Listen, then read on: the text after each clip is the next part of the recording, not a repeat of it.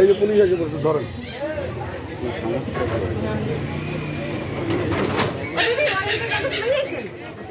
ও আপনার কাছে জিজ্ঞেস করে আপনি আসছেন তো থানায় থাকবে তো আপনার জামিন নিছেন তো আসেন। আপনি বলেই আসেন। আপনাকে এইভাবে এই যে আপনাকে এই যে এনকে জানেন যে চলে যান থানায় যাইয়ে সেলুট দিয়ে থ্যাংক ইউ ভাই।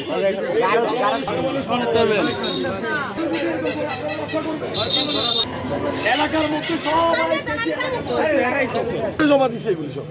আরো আমার সীমা এ হচ্ছে বর্তমানে 7টা মামলার আসামি এবং আপনি শুনতেছেন সে 50টা মামলার আসামি সে কিন্তু নিজেই বলে। আচ্ছা যাই হোক হ্যাঁ কোর্টই বুঝবে কোর্ট বুঝবে। এখন সে একটা মহিলা নিয়ে তার স্বামী আছে মহিলাকে নিয়ে একটা ঘরে গিয়ে 2টা পুরুষ দিয়ে এই যে ফয়সাল ফার্মেসির একজন ব্যবসায়ী তাকে এবং একটা ওষুধের এমআরকে নিয়ে একটা ঘর ভাড়া করে সে তাকে ধর্ষণ করাইছে ওই মেয়েটাকে, ঠিক আছে? এবং ঘর ভাড়া থেকে শুরু করে সবকিছু প্রমাণ আছে।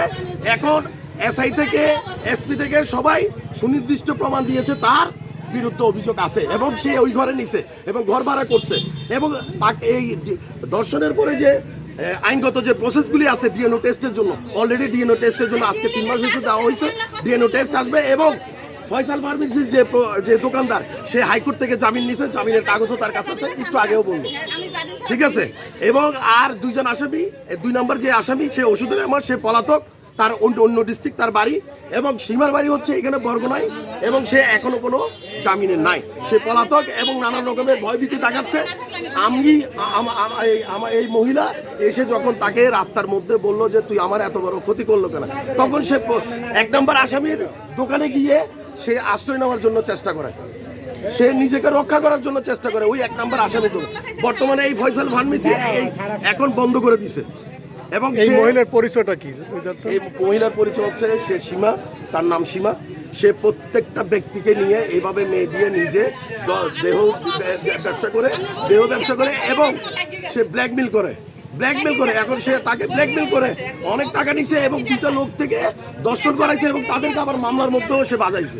আলোচিত সেই সীমা, যে সীমা জ্বালাও পড়াও সীমা, যাকে গোপন অঙ্গে মরিচ ডলে দেওয়া হয়েছে, কচু দেওয়া হয়েছে, সেই জ্বালাও পড়াও সীমা।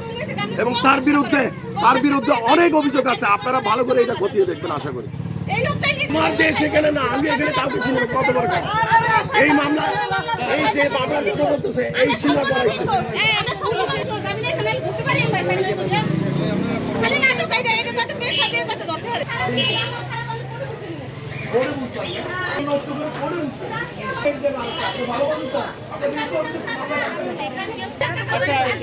আপনি কি আরো